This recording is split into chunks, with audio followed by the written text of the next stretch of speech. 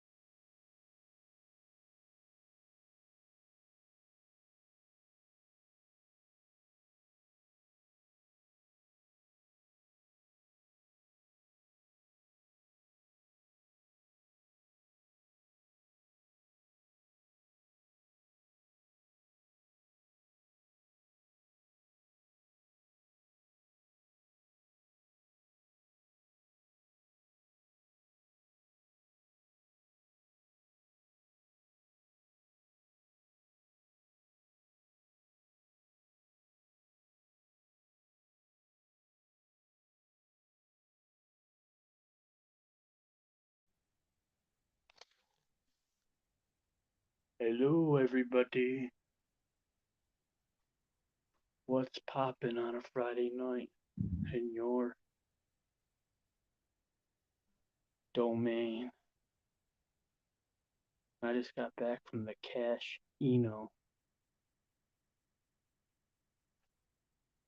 I had to collect on my Lions bet. They were plus 220. I put a grand on them, so I made myself a nice little payday. Every $100 you would have won $220. So take 220 times 10, and that's what I won. I used that money to play roulette, and I lost half of it in like 20 minutes. So I stopped that. The waiting list for the poker room was way too long. So I played virtual blackjack for a half hour and basically kept going up and down, broke even. Then I left. I was at Greektown. I walked around Greektown for a little bit. It was packed, people everywhere, crazy.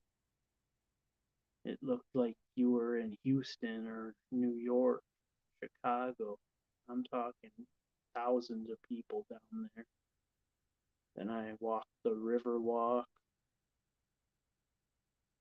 Then I got in my car and I made a stop in Southwest off Springwells in Senator Street at my boys. And we went and got some real Coney Island doolies on burner. And that's my, now I'm home, 40 years old. 15, 20 years ago, I'd just be getting started. I'd probably just be finishing my first six pack, getting ready to crack beer number seven. Usually drink a 12 pack by 11:30. Then we'd go to the bar and I'd drink about eight or nine more at the bar. Then we'd come back home and keep drinking till the sun came up.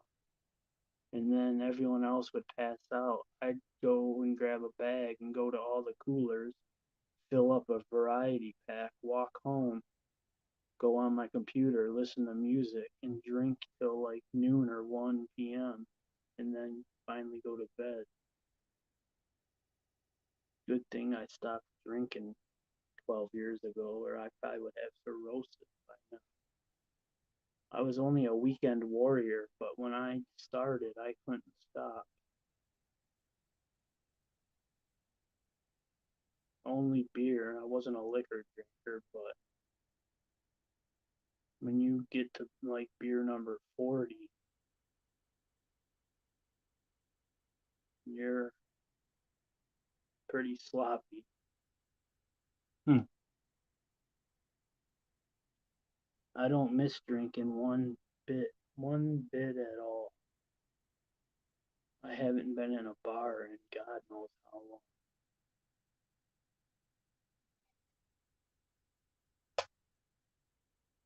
In a way, when I started taking pain pills in 2010, it's weird if you look at it, almost like pain pills and heroin saved my life in a way because if I never started taking pain pills and heroin back in the day, I would have kept drinking like a fish and my liver would have probably been finished by now. So it's kind of weird thinking that opiates got me off alcohol. Opiates did a lot to ruin my life for sure. I'm not at all praising them, but they did get me to stop drinking, which is just weird how life works. If I never took that first Vicodin, I might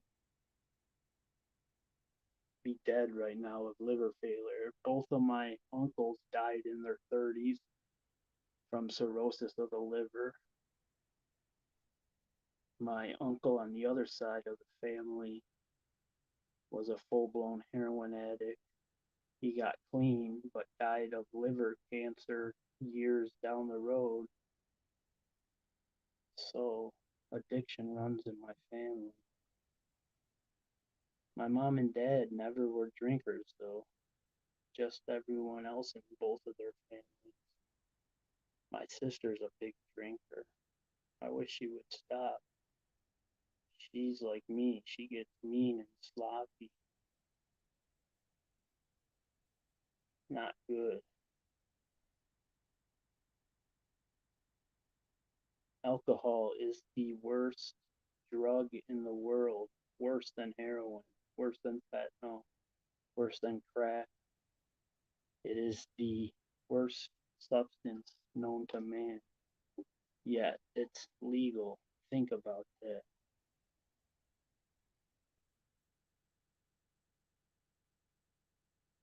Why is something so poisonous and so bad for you legal? I'm not going to get into that because I don't want my channel shadow banned, but that's something to think about. Oh, it's hot. Turn my air conditioning off because it's supposed to be in the 40s tonight and it sure don't feel like it. Fuck. What the block, Chalk? No one's chatting, everyone's just listening. Fair enough. I talk to myself. But yeah, the other day I posted in the community, I got like 80 minutes of footage I filmed. I started filming on Joy Road in Greenfield. I took Joy all the way past Dexter to the to 14th Street, and then I started heading north on 14th Street, and then I turned down some side street and took that to Woodward. Then I was in Highland Park. I spent about an hour in Highland Park touring all these abandoned apartments. There's an abandoned motel in the middle of a neighborhood. It was pretty creepy. It's in my YouTube shorts. You need more than just a few hours to explore Highland Park. There was so much I wanted to see, but it was taking a lot of time. So then after that, I took Woodward back towards West Chicago, back over to like Linwood, and then I drove around that neighborhood filming.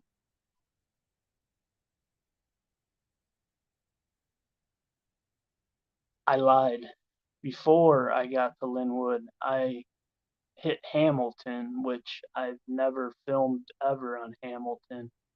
So I got some footage of the Hamilton corridor and then a bunch of side streets off of Hamilton, which was a pretty rough area. And then I got the Linwood area between West Chicago and the Jeffries, and then a little more of the Dexter area. And then I went back to Old Faithful, like Joy Road between Livernois and the freeway service drive, because that's where 96 kind of snakes and starts heading directly for downtown. So basically the 48204 area, which I swear by as being worse than the red zone. Not many people agree with me, but I think that the Petoskey Otsego, the Barton McFarland, which are both in 48204, and parts of Zone 8, but that's right where the zip code changes. I think that whole area is worse than the red zone. It's real bad over there. I feel bad for those people because the city doesn't do a thing for them. The grass in all the vacant spots where houses were torn down was like 10 foot high. They can tear the house down, but they can't maintain the grass. I mean, if that was an area they knew tourists and white people from the suburbs were gonna visit, you bet darn well the grass would be cut and a red carpet would be laid out.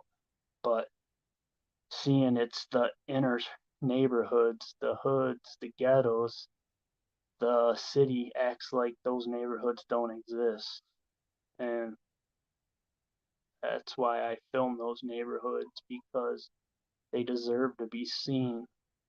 I'm not trying to make Detroit look bad. I'm showing parts of Detroit that are neglected, underfunded, and it's simple.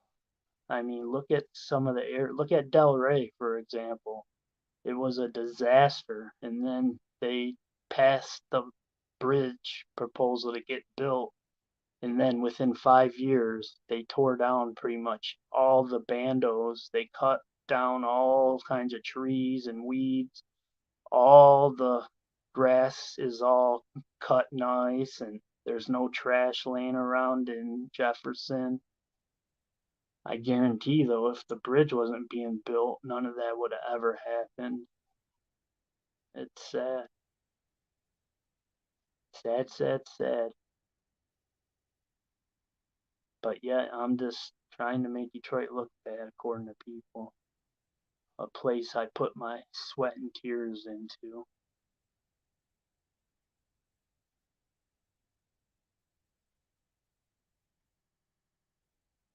Just because I don't video myself helping people and stopping and cleaning up trash on the sides of the roads don't mean I'm not doing it. I'm constantly doing it. But I don't need anyone to pat me on the back. I do it because I want to help those who don't get any help. They deserve the same life as everyone else, whether the system's rigged against them or not. I know I'm only one person, but if people started following my lead, we could actually make a difference. But I sleep better at night knowing that I'm trying to make a difference. I don't think seeing blight and bandos is cool in the least bit. So when people comment that, it bothers me. They're totally misunderstanding the whole point of my mission. I could drive around Corktown all day and Midtown and by Wayne State and tell everyone this is Detroit. Look how great they take care of everyone here. That's what they want you to do. But that's not reality. I don't purposely film bad areas. I just start driving, and whatever my camera records is what it records. It's reality. It's not Hollywood. I'm not using green screens, or I'm not building sets to make the area look bad. It looks bad because the city does nothing to fix it. And it's never going to get fixed. People say Detroit's coming back. No, the areas where the city makes money is coming back. The area where lifelong Detroiters have spent their whole lives looks exactly like it did in the 80s, the 90s, the early 2000s. It's not coming back. So I'm tired of hearing people say Detroit's coming back. Downtown's not Detroit. Downtown's for people who live in Southgate or Livonia, Royal Oak. Oh, honey, let's go to a concert in Detroit. They watch the concert, they spend their money at some big chain restaurant, and they leave as fast as they can. None of that helps Brightmoor. It doesn't help the Red Zone. It doesn't help Dexter Linwood. It doesn't help Zone 8. It doesn't help Chaldean Town. It doesn't help Highland Park. It's funny. As soon as you get out of Highland Park on Woodward, it starts looking nice. They're building new stuff.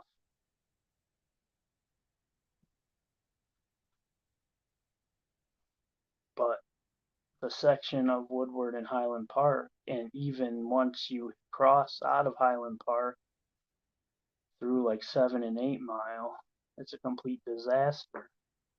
They're not putting no money in there.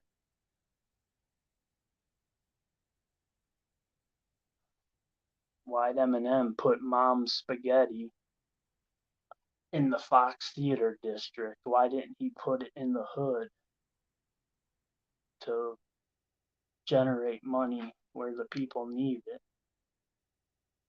There's tons of black businesses all throughout the hood, but you don't hear about them. They don't get no advertisement. I try to spend money at every black homegrown business in the hood as I can when I'm down there. The rapper Dame Dot, he's got a great little restaurant.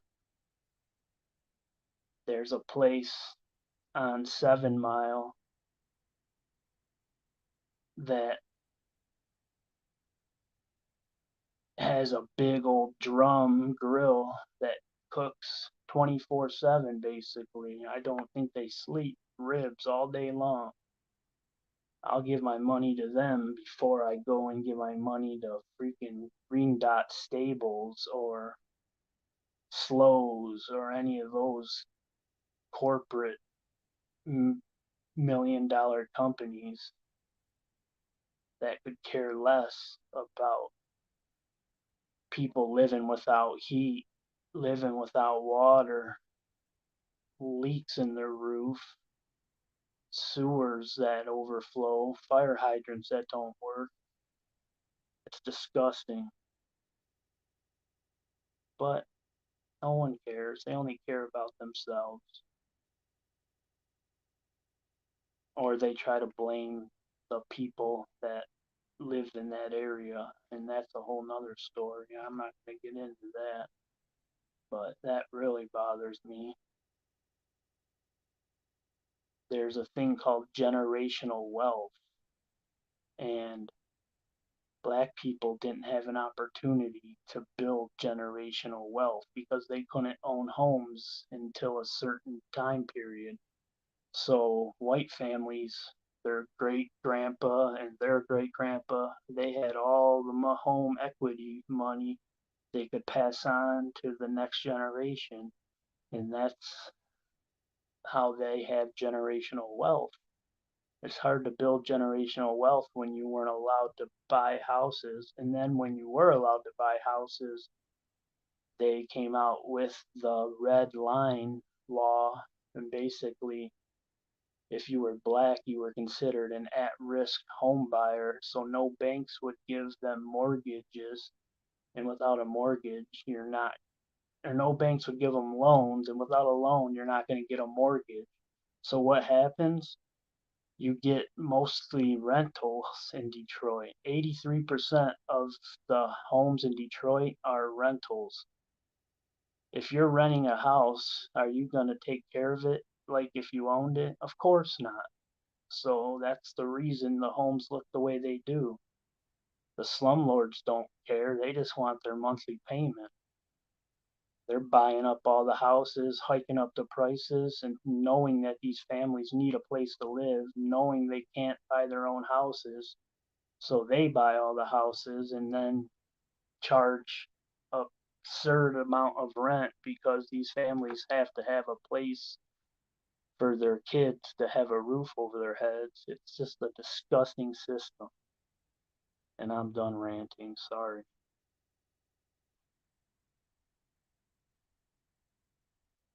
Thank you, Lana. I appreciate that.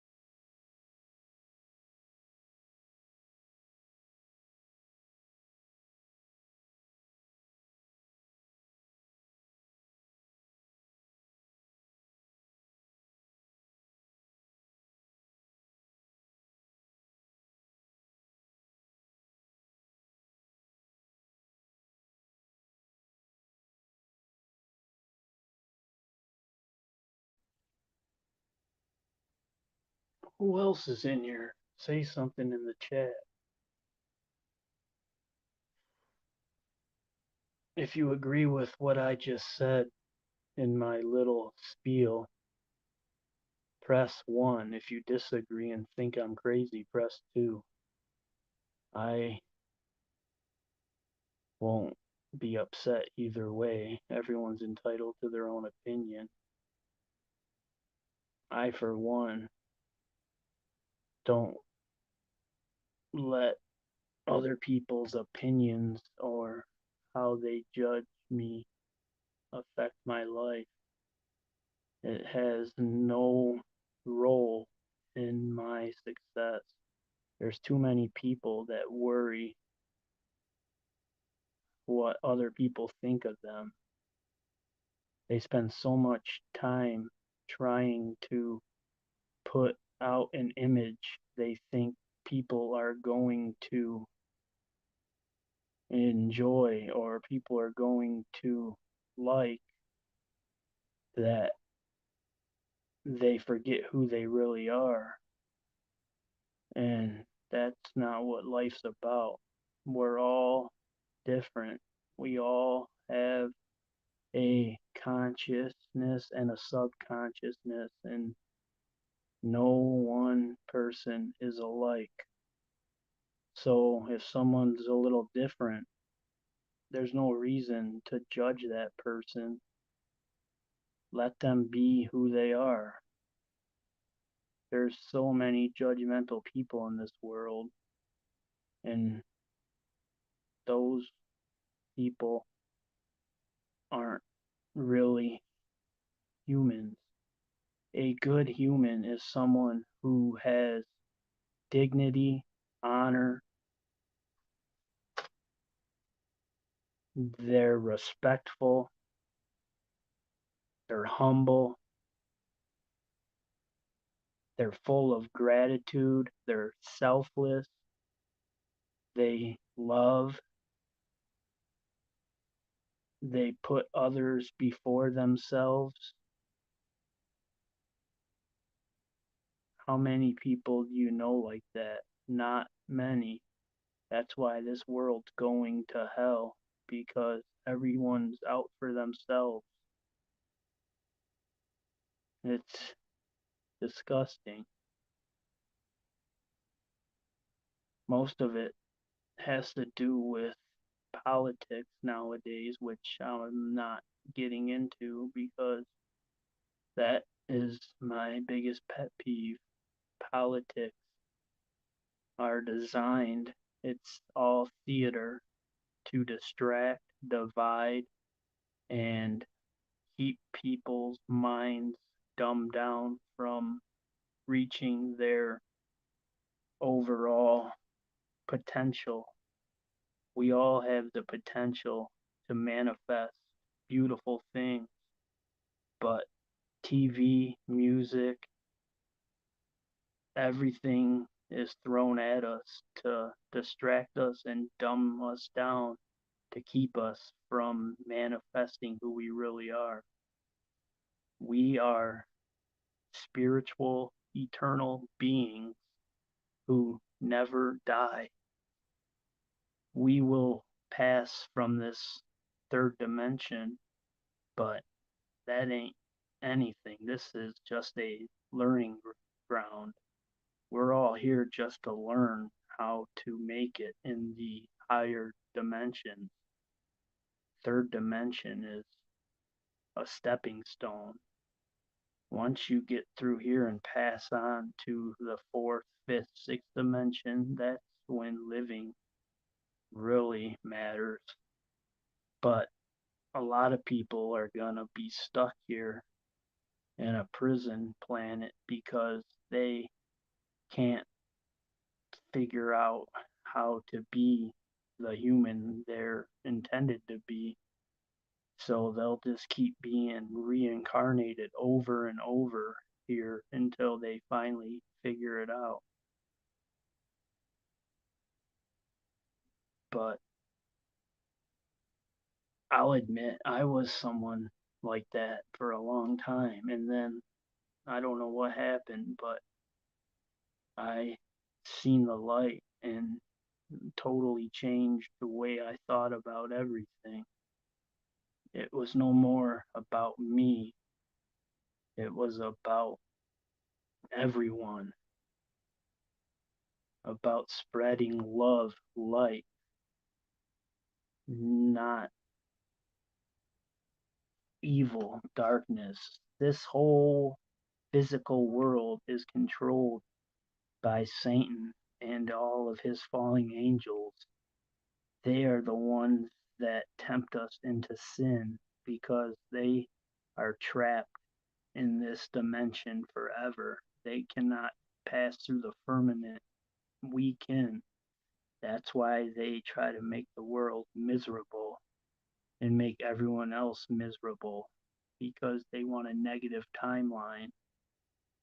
They know that by keeping a negative timeline here, they're upsetting God and what God intended us to do.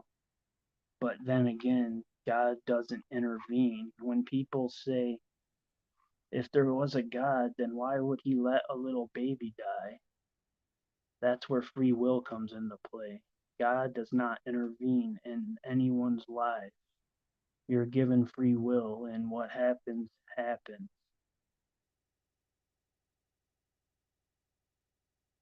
The choices you make have have what am I trying to say? The choices you make lead your path on earth. That's why it's important to love, be selfless, give to others, be helpful. Don't sin. If you sin, repent. I'm not religious at all. I don't believe in religion. I don't believe in the churches, but I have my own spiritual relationship with the Creator. I don't think it's a man with a beard like they tell us, because everything we're told is a lie. But you gotta decide for yourself. Obviously, we were created by something, and it's not science. Because if you want to think it was science, then explain dreams. Our dreams are interdimensional travel. Once we go to sleep, our bodies are nothing but a shell. Our soul and consciousness leave with a big silver cord connected to our shell so we can come back to it. And we travel interdimensionally to different places, just like when you pass. It's just like when you're dreaming, you'll be in other dimensions.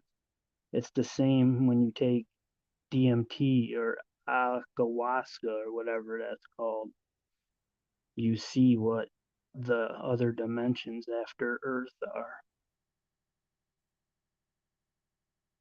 But I'm not gonna tell people what to believe in. You gotta find that for yourself. And if you don't believe, I'm not gonna tell you you're wrong, because again, everyone's entitled to their own opinions and they don't deserve to be ridiculed if their opinion doesn't agree with your own.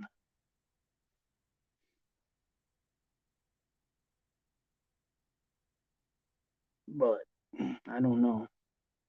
That's just the kind of things I think of.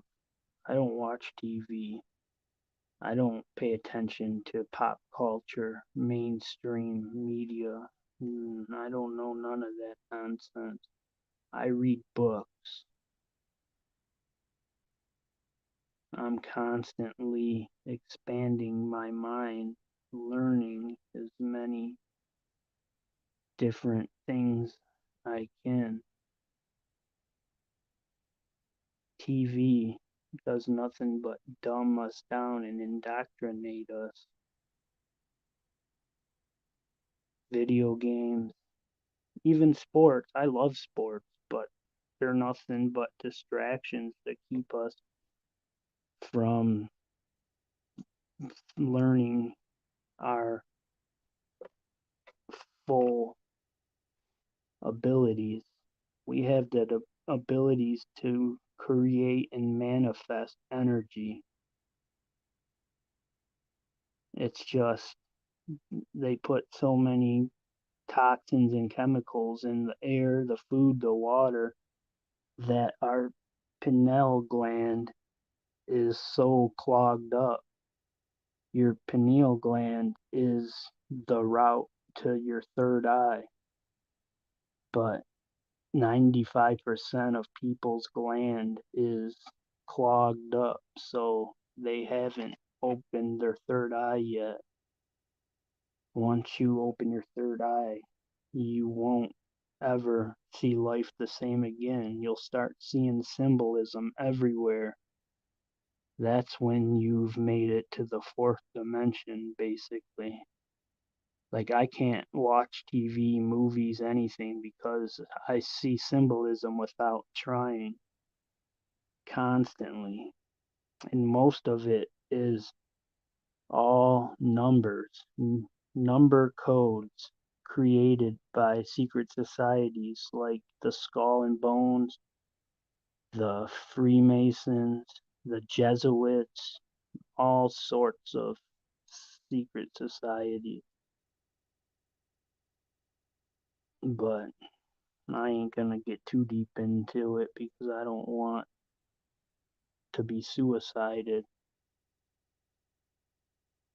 I know enough to, if I talked about the right stuff, the next day I probably would be told to everyone that I overdosed or something because they have the technology where they can shoot a ray into you without even being near you and give you a heart attack.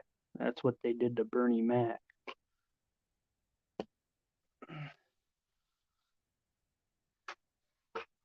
The man with the beard is fictional. We are God. All of us are God. God is living his consciousness through all of us.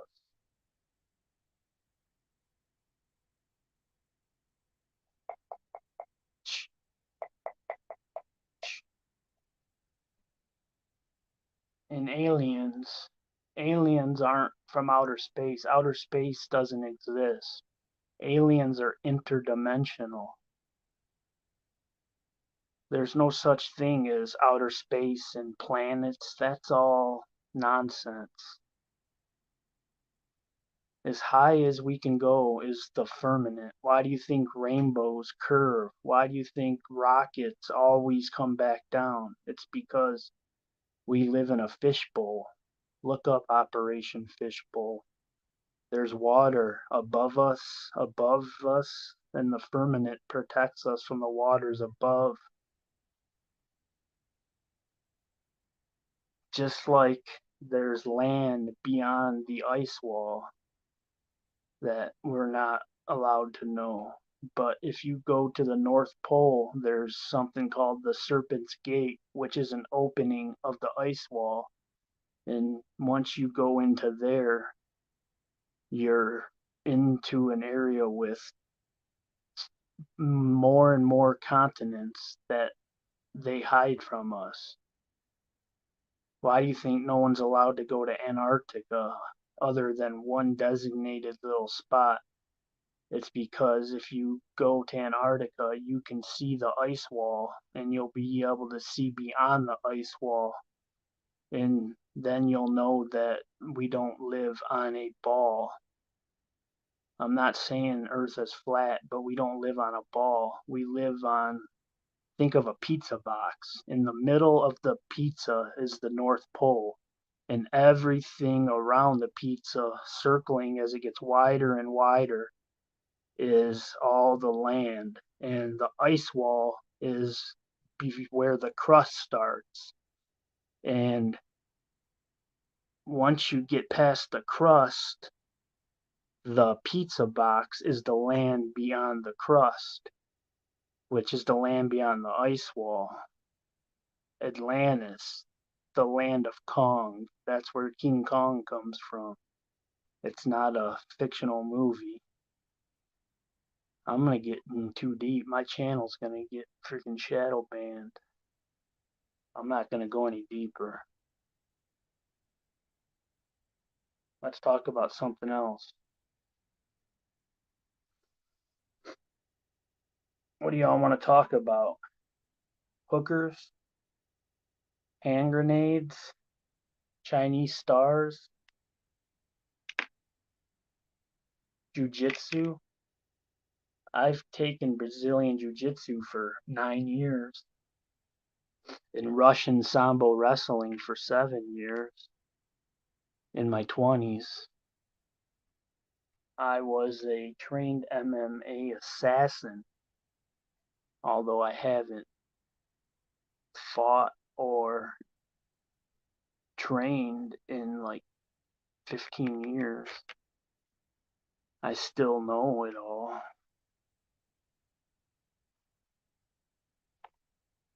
I suggest if all of you have children, get them into Brazilian Jiu Jitsu. It's the best thing you can introduce children.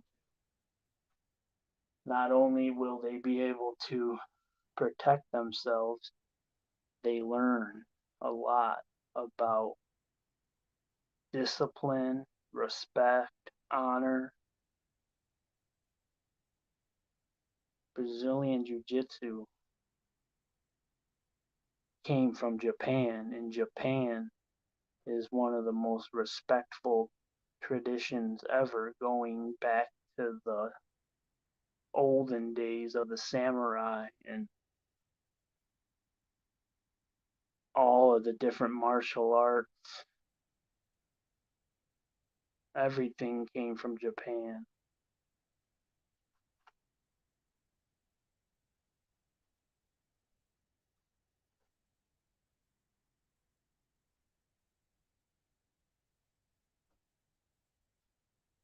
I will love to, CC. The only thing is YouTube doesn't love me preaching this kind of stuff.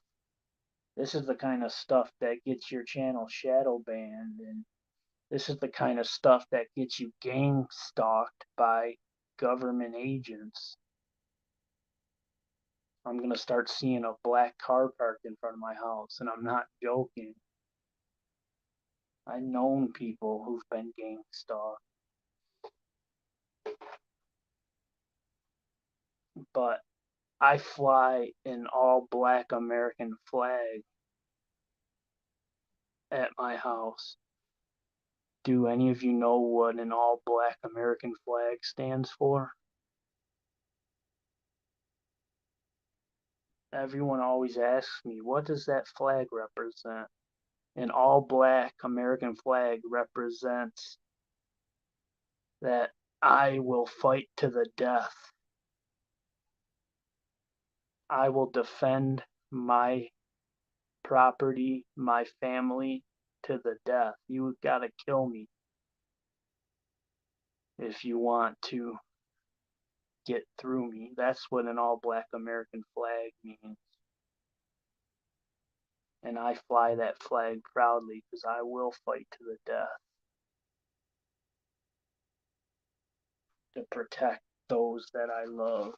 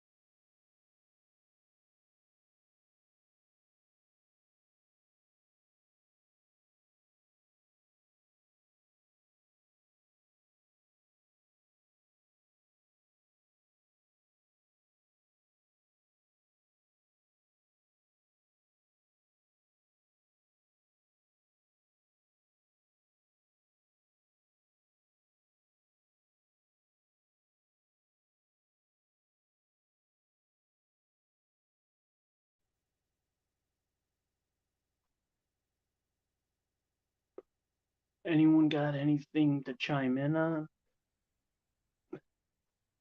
I know I'm boring because I don't talk about gossip and drama that goes on YouTube, but I'm not into that nonsense. I know I would get more views, but I'm not going to sell out and go against everything I believe to get a few extra views. So those who dislike me on here, I'm not going to talk about them, even if they talk about me. Why should I even give them the time of day? these people on YouTube are freaking full-grown adults acting like they're in middle school. It baffles me. I mean, every day, nonstop, it's the same stuff. Don't these people ever just go walking in the woods or go set up a tent in the middle of the woods by a nice little river and catch salmon and brook trout and breathe fresh air? Or do they just sit at their desktop computers and worry about who said what about who and who is doing this and who is doing that and why she made this video about her and what if she does that? I mean, I don't know about you all, but I don't find anything interesting in any of that, especially when these people are the age they are. I could see if they were in middle school, that kind of stuff's common because you haven't reached your peak maturity yet. But when you're 30 and above and you're fighting and arguing about what people are saying about you,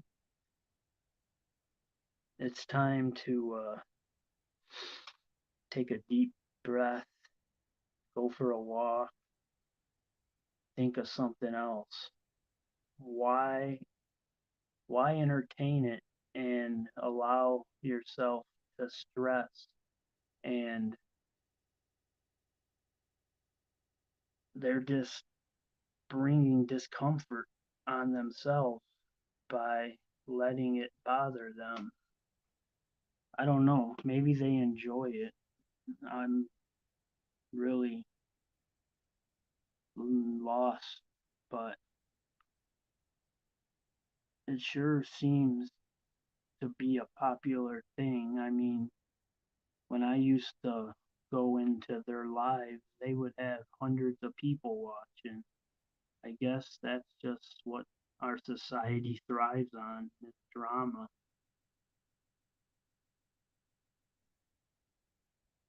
Not me.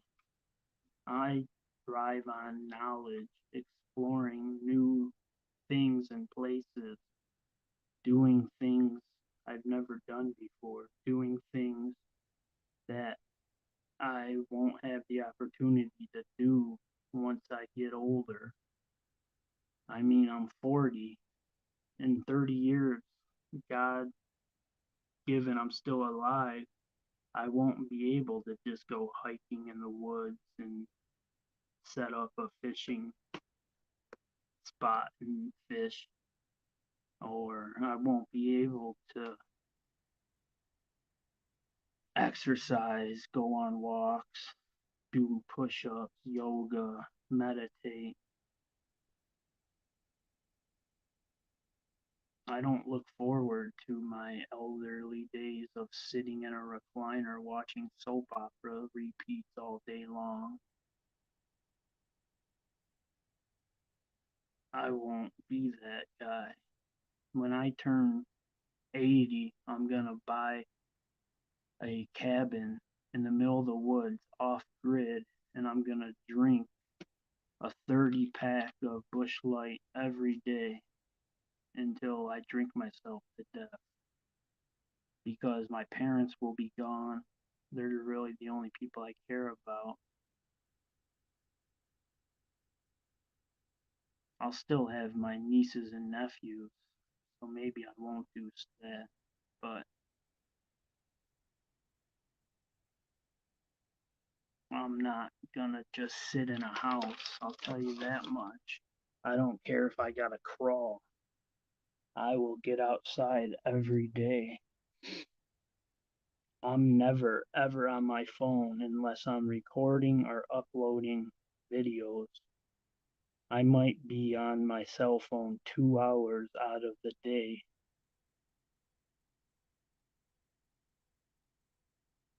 I don't I can't remember the last time I watched TV. I don't know. I guess I'm just an old soul. I hate technology.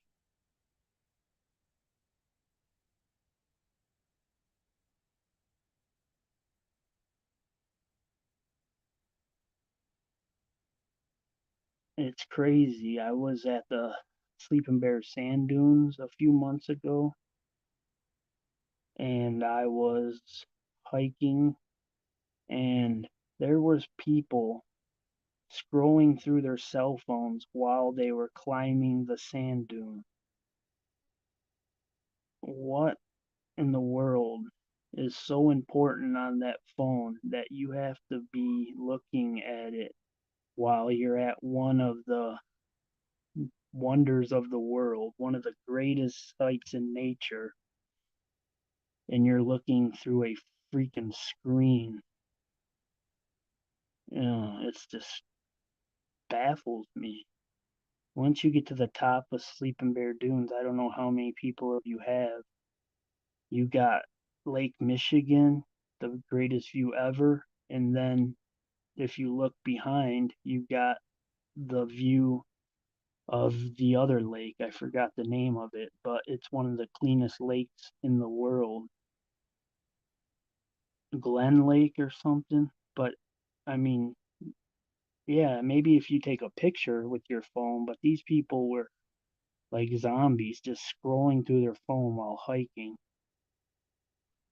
My phone stays in the car unless I'm recording. And when I record, I bring a phone that's not even turned on.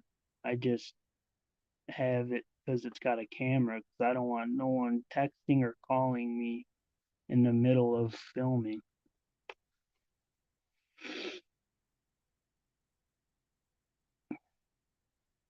I used a flip phone up until like 2017.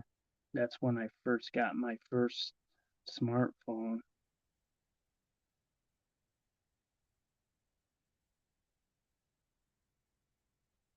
I don't know. I guess I'm different from people,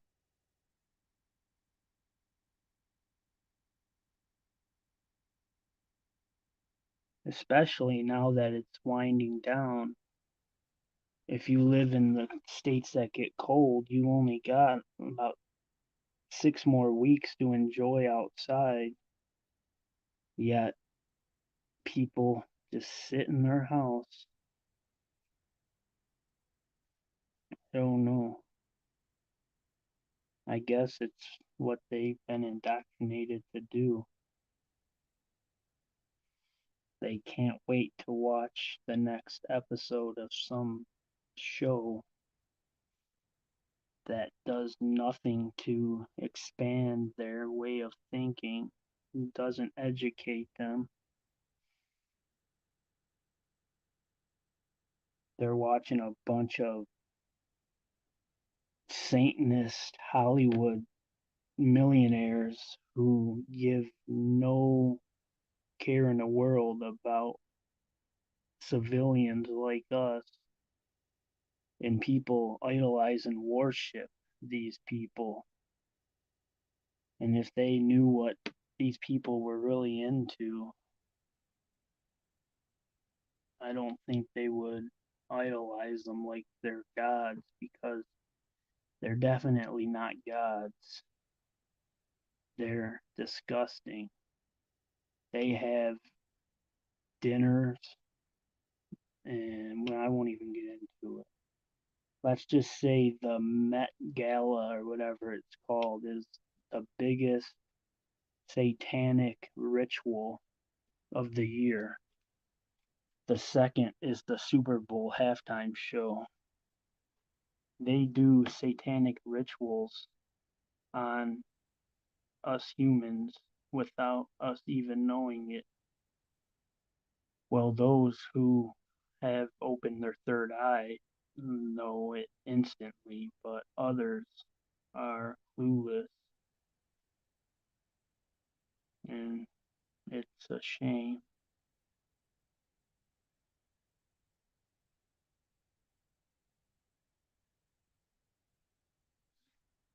Right, CC?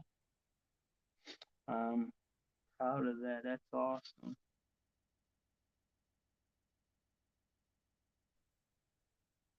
I don't think people understand what's going on.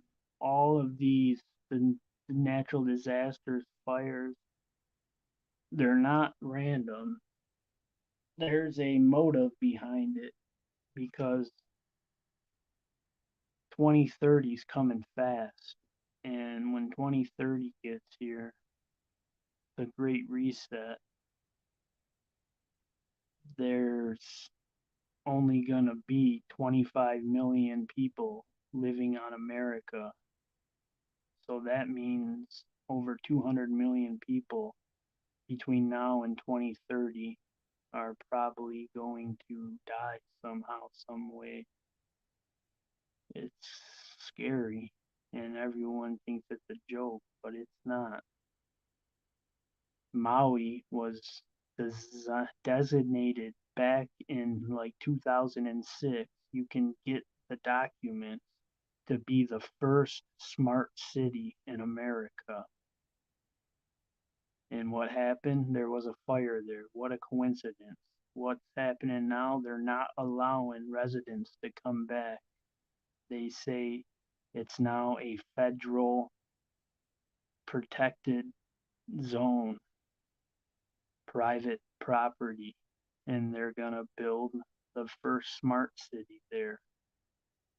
And then slowly, as the years go on, you're going to start seeing smart cities pop up all over America. And then they're going to make us all live in these areas. Like there's 10 million people in Michigan. All 10 million people are going to live within a couple 100 miles of each other, and the rest of the state land will become federal prohibited property that we cannot travel on. That's why they're building all these bike paths in these new cities, these sustainable living, they call it. When they say we're not going to own anything and be happy, they mean it. Why do you think Biden just passed a thing banning central air, fridges, washers, dryers? I don't know what year it goes into effect, but we're not going to be able to own any kind of appliance. So buckle up, y'all.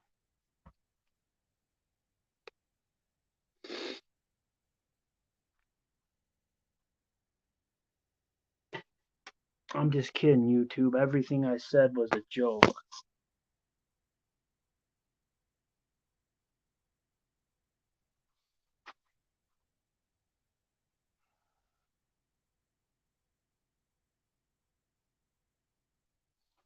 What time is it? 11:30? 3 people watching me? Watch, if I start talking about people, this thing will be filled with everyone.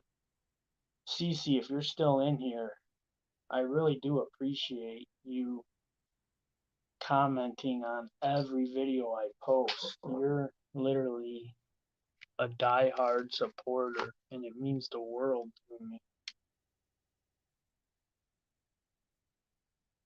You're not a subscribed member, which is fine, but I'm putting your name in the drawing when I do the drawing for my members to win $50 just because of how supportive you are in the comment section.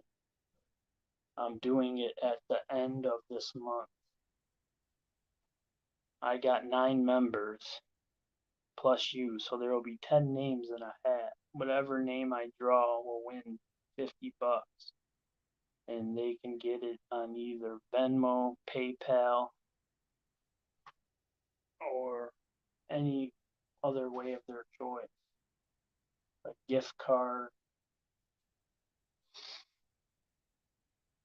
I'll remind you, CC, when it gets closer to the day I do it. I'll invite you into the members only chat.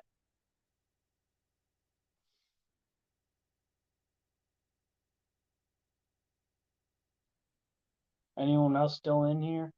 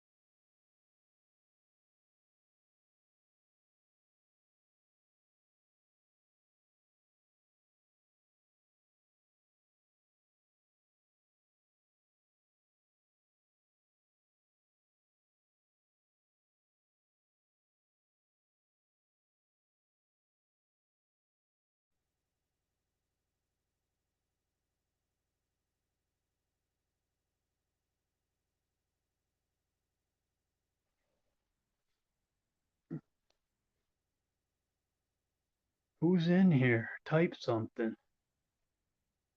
There's 5 of y'all. I don't know what to talk about. I done talked for an hour. Mary, Mary, my lady, how are you on this Friday night, my friend? I'm glad to see you. I figured you did, Cece, but not even 10 minutes after I post a video, you're already commenting. And I told you once, but you don't know how much I appreciate that support. That's better than any kind of donation. Your loyalty means the world to me. I always make sure I reply. Every now and then you get one or two by me that I don't see, lol. But for the most part, I always try to reply to your comments. Oh no, Mary, I'm sorry to hear that. I'm just chilling on a Friday night like a 40-year-old man does, sitting at home, lol. How long have you had that, Mary? I hope that you're at the end of it. The worst is over, I hope.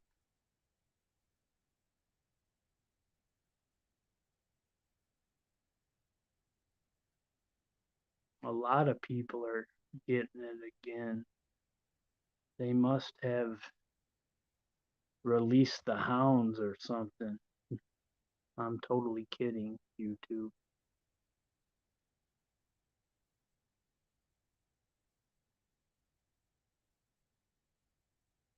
Do you stay in the suburbs now, Cece? Metro Detroit? I have a house in the burbs, a house in Southwest, and a house in Dexter, Linwood area. I usually stay at my Dearborn Heights house the most, though.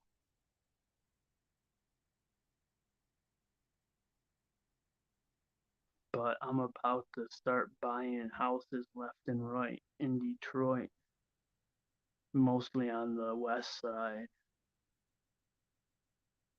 It's disgusting what's going on in Southwest.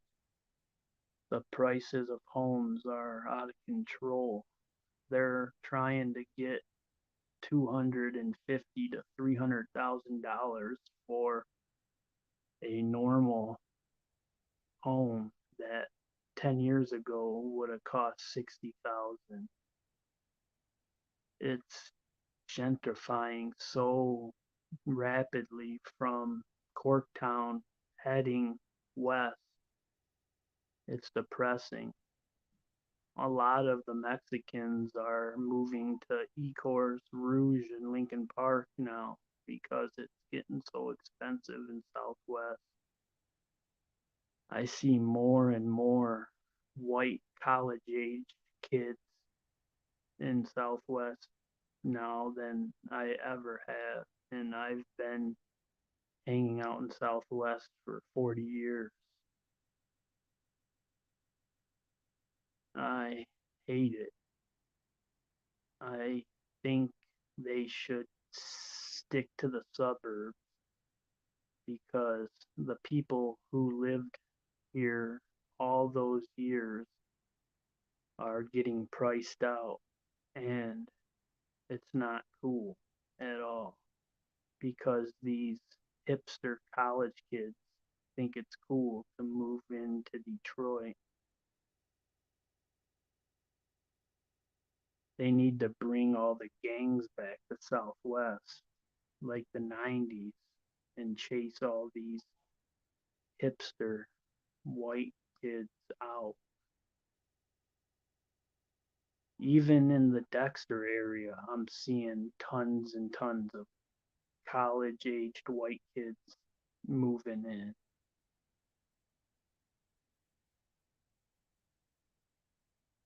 If you didn't grow up in Detroit or have family that lived in Detroit that you visited most of your life, suburbs. I'm tired of these suburban silver spoon college kids coming to Detroit, driving the prices up everywhere. The area that they made fun of most of their life, now they're living here, chasing out the locals. I hate it.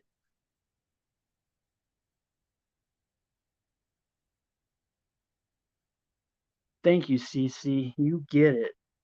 I'm sure you see in my comments, so many people think I'm trying to show the bad stereotype of Detroit when that's not the case at all.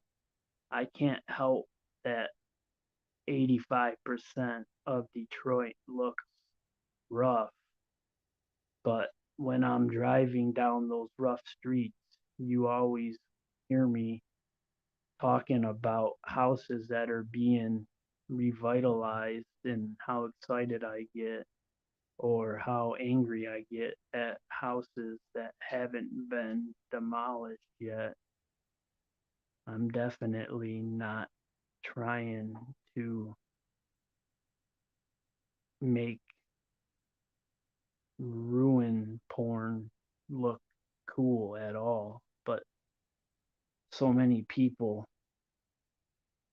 get me wrong because they see that I'm white and assume I'm coming from the suburbs into their city, not knowing what I'm doing and just showing bad areas, except I lived in Detroit almost my entire life and I know the west side like the back of my hand. The east side, not so much. I didn't cross Woodward much in my days, but from Delray to 96, from Wyoming to the Boulevard, I know that area. Like, I can name every street in order, probably from Jefferson to 96.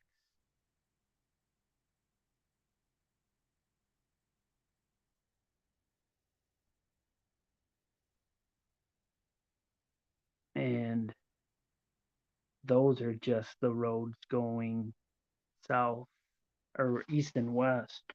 I know all the north and south roads too.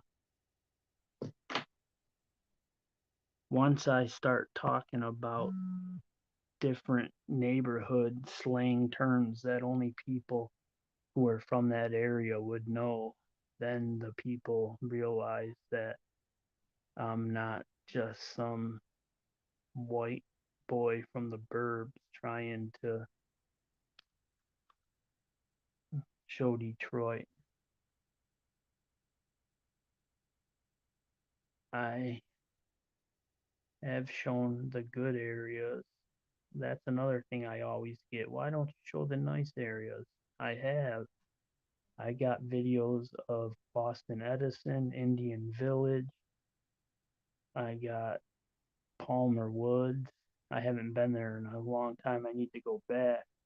I got Rose Rosedale Park.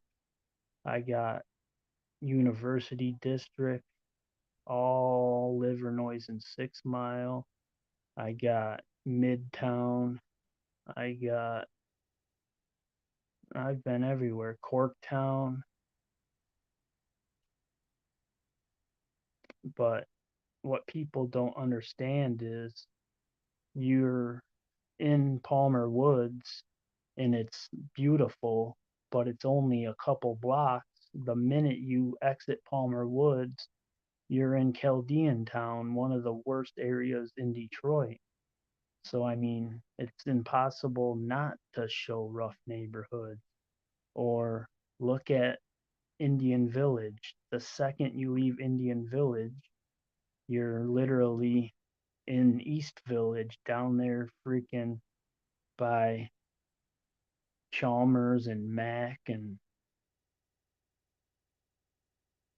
Harper, French, Mount Elliott. I mean, literally 2 blocks out of Indian Village, you're in one of the roughest parts of the city. Same with freaking over there by McNichols and Outer Drive is one of the most beautiful parts of the city. You drive a mile west down McNichols and take a left down Lampier, and you're in one of the roughest parts of Brightmoor.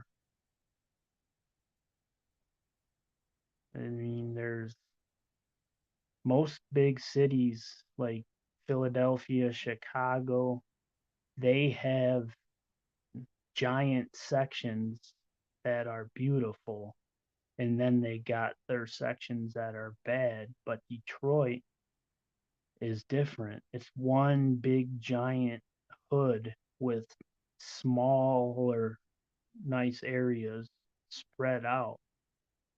They don't have like a west side that's nice, and then like the southeast side is the hood. Like Atlanta, Atlanta's got a white side and a hood side. Almost all of the cities do. Detroit is not. Detroit is different. It's 88% African American. It was the blackest city in America for the longest time, but it was passed by Jackson, Mississippi recently. But Detroit don't have nice areas that are big. They're just a few little blocks. I mean, Indian Village is just a couple blocks. Palmer Woods is just a couple blocks. Boston Edison is just a couple blocks. And as soon as you leave those nice areas, you're literally right in the hood. That's why out of towners that want to go see the nice areas, you tell them it's not a good idea because once you take a wrong turn out of Palmer Woods and you're freaking driving down Bricksdale and you don't see anything but 2 or 3 bandos and fields of grass and overgrown weeds, you're gonna start panicking. The only place I would recommend tourists go is stay on Michigan Avenue, but not until you get to Trumbull. From Trumbull to downtown is okay. All of downtown is okay up until about the Fisher building. Once you're around the Fisher building, you don't really want to go any further north. The Wayne State area is okay.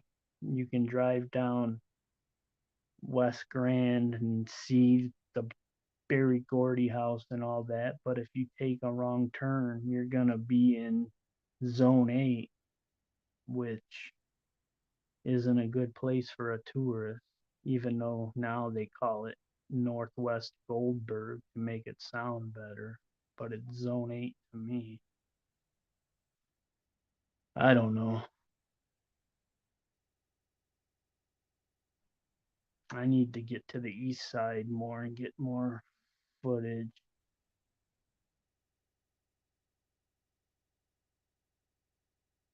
I'm just a west side guy, but I'll swear to the day I die that the Joy and Livernois area is worse than the red zone. 48204 is worse than 4820 die. In 2013, 48204 was the worst zip code in America. You had a chance of being a victim of a violent crime, a 1 in 5 chance. The next closest in the whole country was 1 in 8. That's how bad Detroit was in 2013.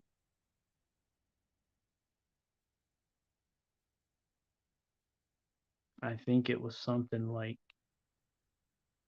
2,500% worse than the national average, which is crazy. Lately, Indianapolis and Kansas City have been popping up on the worst areas.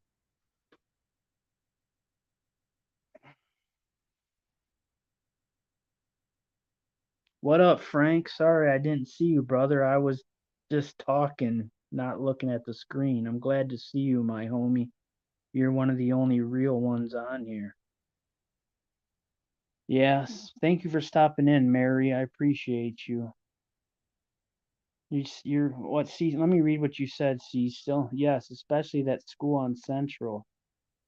Yeah, did you watch the school on Central? Yeah, it looked from if you're on the other side of it, like if you take Springwells and you're on the side with the basketball courts and the playground, you just see graffiti. But when you're on the other side, it looks rough.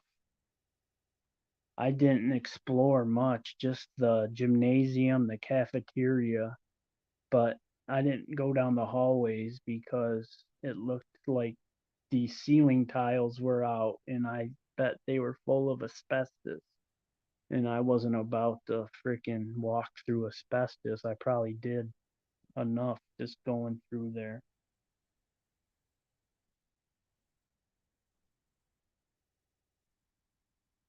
But the villa apartment in Highland Park that I toured, it's one of my newest videos. That place was pretty creepy. When I went in the back alley, there was a door to go in. People definitely be going in there. And then there was an alley with a bunch of garages. that faced the opposite way of the house, which I thought was kind of weird. And then I don't know if you've seen the video of me going by that old motel in the middle of Highland Park. It literally was in the middle of a neighborhood. I didn't explore it, but I'm gonna. But that was pretty crazy looking.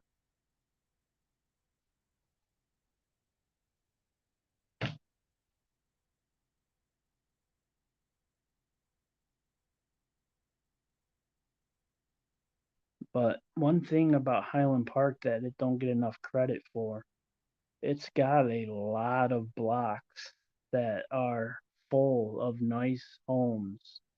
Like literally both sides of the street, every house is maintained and people living in it. I got a lot of that on footage too that I'm gonna post. Highland Park's not completely a 100% ghetto. They got a good amount of streets with nice maintained big houses. I was impressed and happy to see that.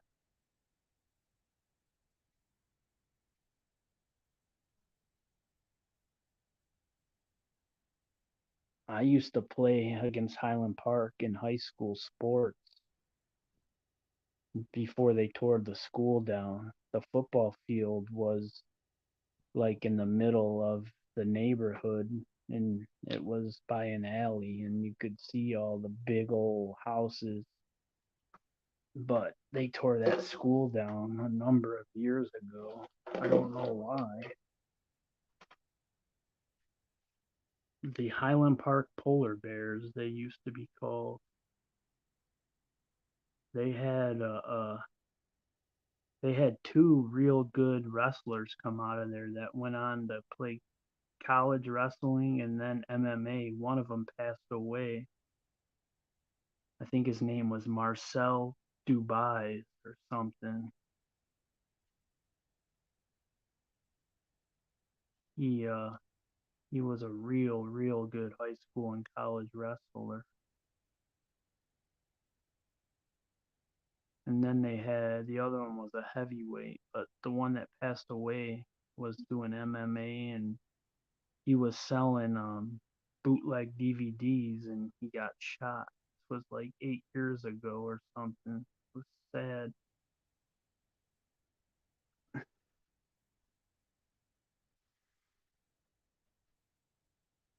Yeah, that one was spooky, man. It was that motel looked like I entered like some kind of time portal on the Twilight Zone. You don't see many motels in the middle of a neighborhood full of houses. That was weird. But I noticed Highland Park's got a lot of buildings like that.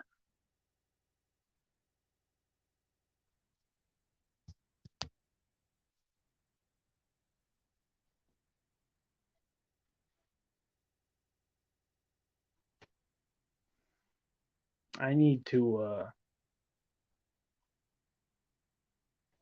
get over to Brightmoor again. All my Brightmoor videos is when I first started YouTube, and the quality is miserable because I had a cheap cell phone and I was the driver and I was trying to go back and forth on each side of the street and they just look bad. But I was on Google Maps the other day. I never told anyone, like, I go to Google Maps and look at different neighborhoods and try to find streets that have a bunch of houses, and as long as it is within the last 9 months, and then I'll write those ones down, and that's how I know where to go sometimes. But in Brightmoor, it was tough to find blocks that actually had houses. I bet since the 80s, they've probably tore down 90% of the houses in Brightmoor. It literally, Brightmoor literally feels like you're in like South Lyon or something, or Heartland or Howell, like a country town. It's or what's another one like Carlton, Monroe. It feels like it.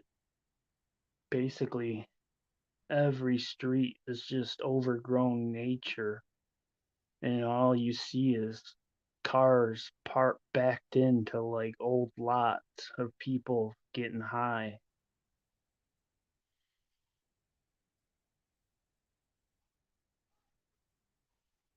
I got a friend that lives right off Telegraph and 7 Mile. It's wild over there.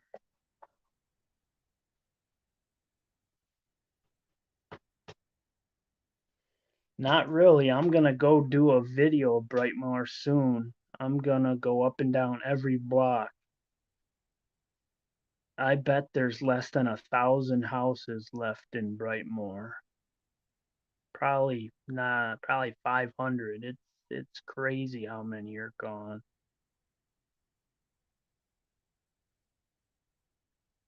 If you before like between I between like Plymouth Road to or even like Joy Road to 5 Mile, Brightmoor is nice, but once you get past 5 Mile and get towards 6 Mile, that's when it turns into a freaking disaster where all the burned down houses used to be that are all torn down now. There's actually nice parts of Brightmoor between Joy and 5 Mile because there's a park down there. Like Dolphin Street. Dolphin Street goes around the outside of the park. I don't think it's Rouge Park. It might be, but there's a big park in the middle of um, Brightmoor, and it's nice right by there. But as soon as you pass 5 Mile and get near 6 Mile, it turns into a whole different area. Kind of how it used to be when you would be in Springwell's Village area, and then cross over into Delray in the 90s when Delray had all the houses still standing that were all half burnt down. Shoot, I remember when I was a kid when Delray was considered the worst place in America. It was the arson capital of America for a long time too, which was sad. I seen houses in Delray when I was a kid burn for like 4 days before the fire department would come. Then they'd put out the fire and the house would stand on the block for the next 5, 6 years. And police never crossed Fort into Delray unless there was a dead body sighting.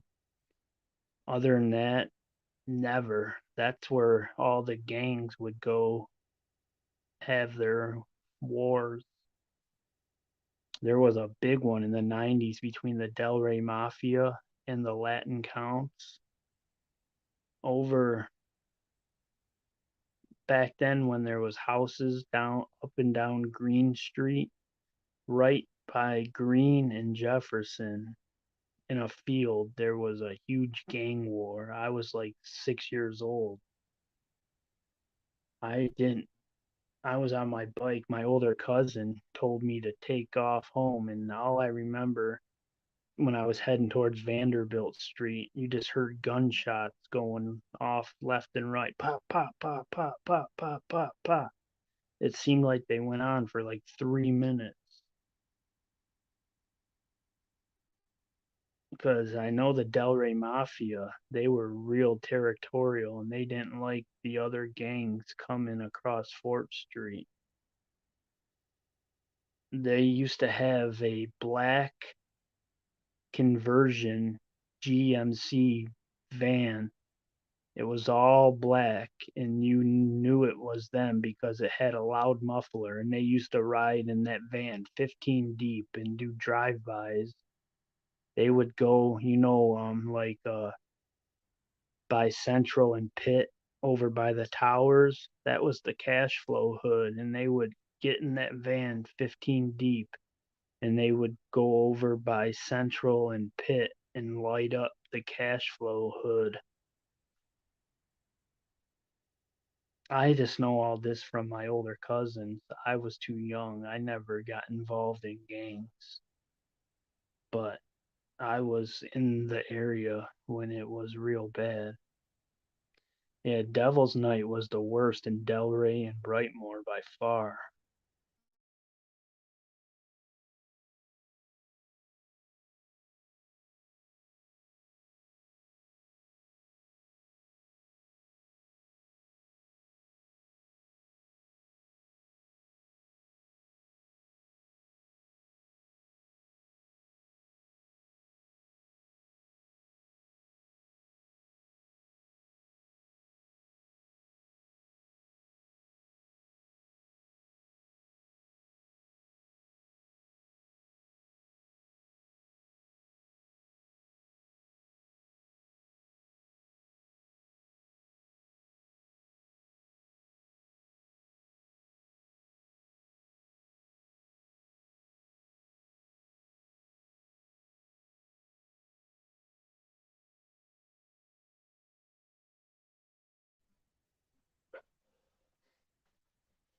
I would like to have lunch with you one time, Cece, and talk about Detroit if you don't mind one day.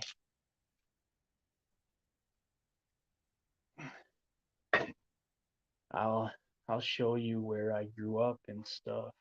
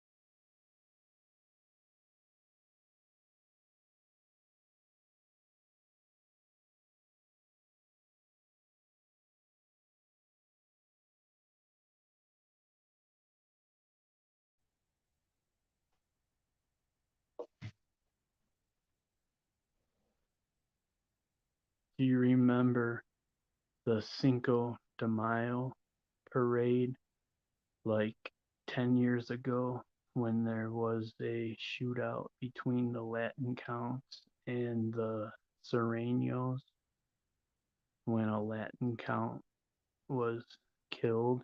He was only like 16. That parade used to be rowdy. They definitely cleaned it up a lot over the years.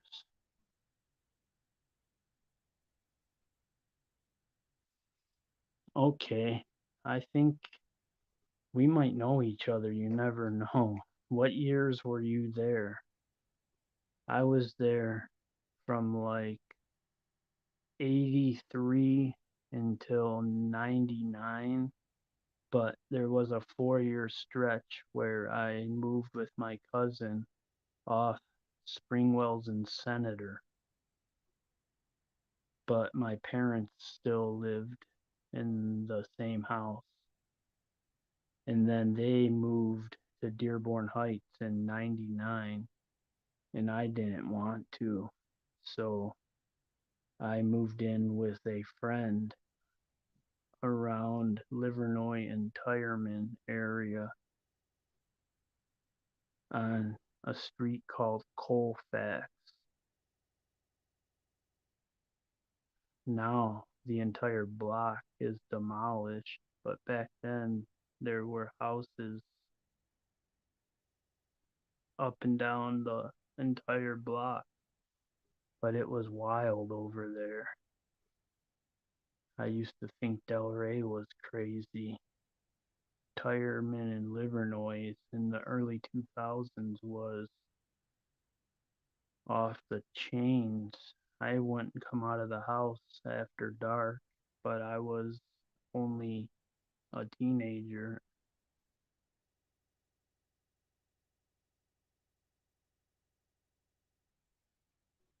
That's why I'm so partial to the west side, and that's why I bought a house off Dexter, just south of Joy. I don't care. I'll say it's on Whitney Street. There's only 4 occupied houses on my street. I cut the entire block in June. It took me freaking like 15 hours. I have to do it one more time, but it's a pain. I'm trying to get one of the neighbors to help, but you got my house that's nice, 2 houses to the left that are disasters, 2 houses to the right that are disasters. There's one house across the street directly that someone lives in that's nice. And then you got 3 vacant lots, and then you got 4 houses in a row that are disasters. And then you got 2 houses at the opposite side of the block that have people living in it, and that's it. Just 4 of us. But I'm rarely at that house. I'm probably gonna end up renting it out. I'm gonna rent it cheap. And even though it's illegal to prioritize who's allowed to rent the house, I'm only gonna rent to Detroiters. I don't care if I get sued or get in trouble because of whatever the Fair Housing Act is, that you gotta give everyone the same opportunity.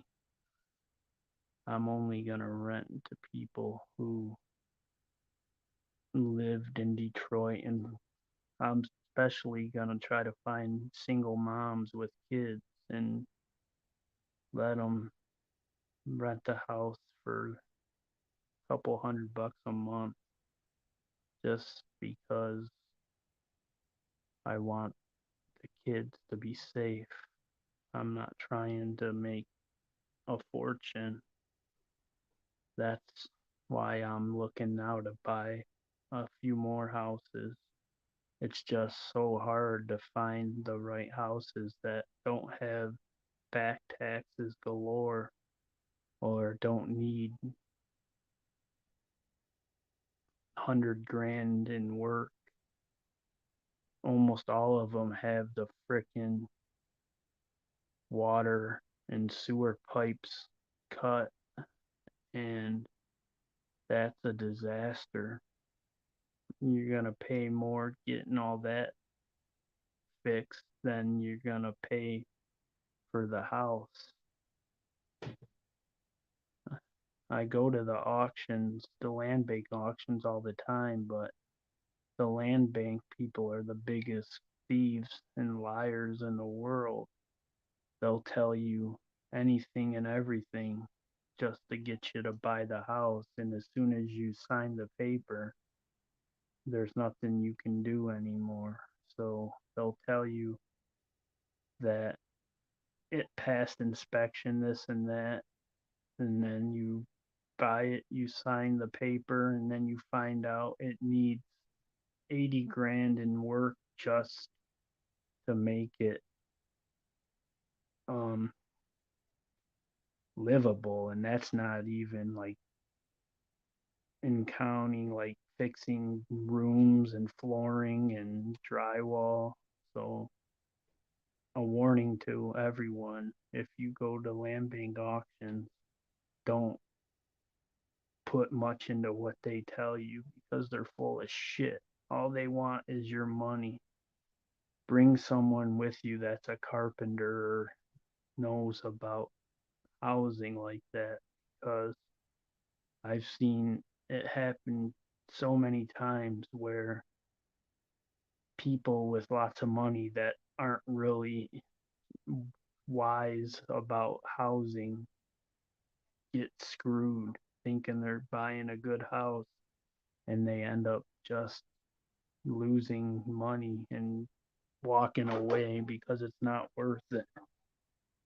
Ain't that completely evil of the city to do? But they do it, and they do it constantly. They hate when people like me and a few others show up and know what to look for,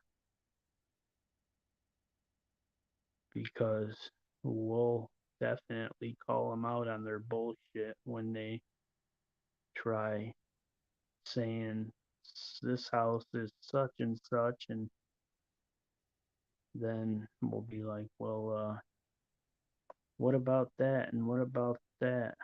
Why does it say this? And they'll not know what to say. And I don't know. I'm trying to find land contracts with slumlords so I can take the house over and make it nice and actually treat my clients like they're humans instead of dollar bills.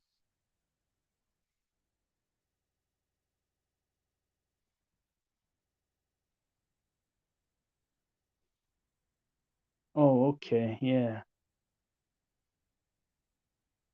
I'm 40, so my my mom lived on Linwood during the riots. That's where my grandparents had a house right on Linwood. I've heard so many stories about that. After the riots, my grandparents moved to Garden City, but my mom and dad stayed in the city, surprisingly. They found a place in Del Rey.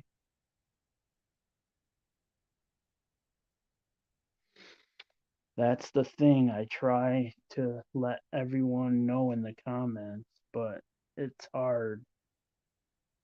Everyone thinks out to make Detroit look bad, and I shouldn't let it bother me, but it does bother me because if they knew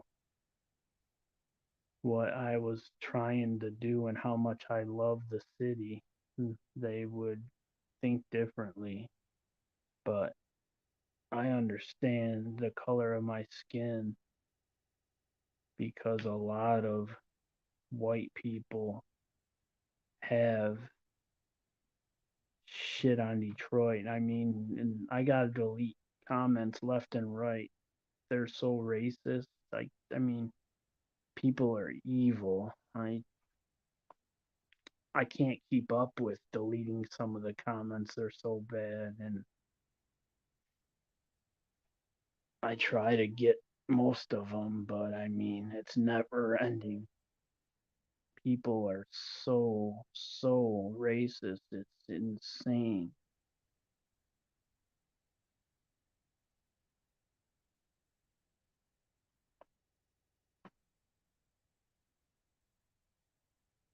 Of course, there's gonna be bad people, both black and white, but these people act like if you're black, you're automatically bad. And I mean, I don't know how they can think like that. It's so inhumane.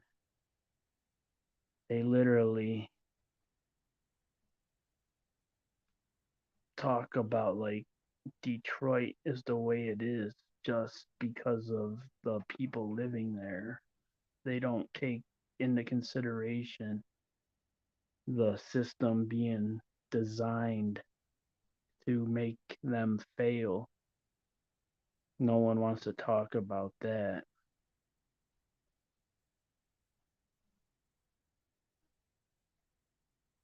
But it's a no-win battle because these crazy white racists, they don't stop. It's not a lot, but there's a good amount. There's more good white people in my comments, but the bad ones, they make it real bad. And I don't want my videos to cause racial wars. I want my videos to bring people together and try to bring Detroit back in a positive light.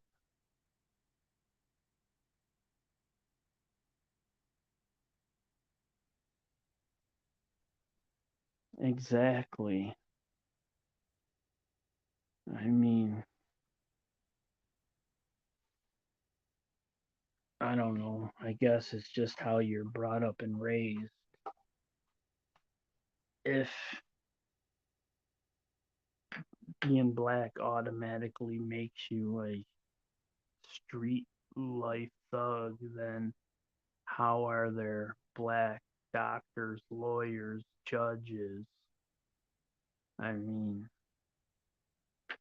just like there's white gangbangers, motorcycle clubs, white thugs in prison. It happens in any race. It has nothing to do with your race. It has to do with the way you were raised.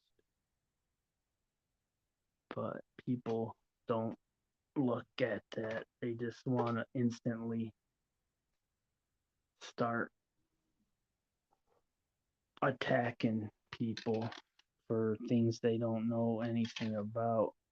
Yet they'll be the first ones to come to Detroit to watch the Lions or the Pistons or the Tigers.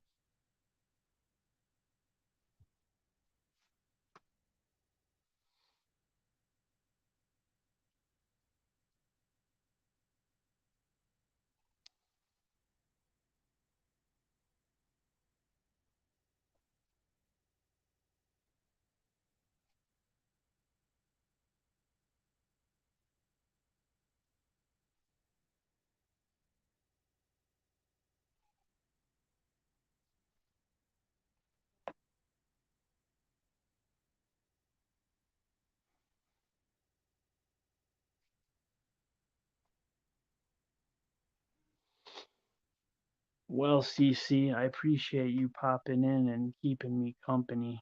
We're down to two people. This has been going for 2 hours. I think I'm about to lay down and call it a night. I'll be posting some new content tomorrow, so look out for it. And thank you again for being such a loyal supporter. It means a lot to me. I hope you have a good night, and I will see you next time I go live or in the comments. Good night, everyone.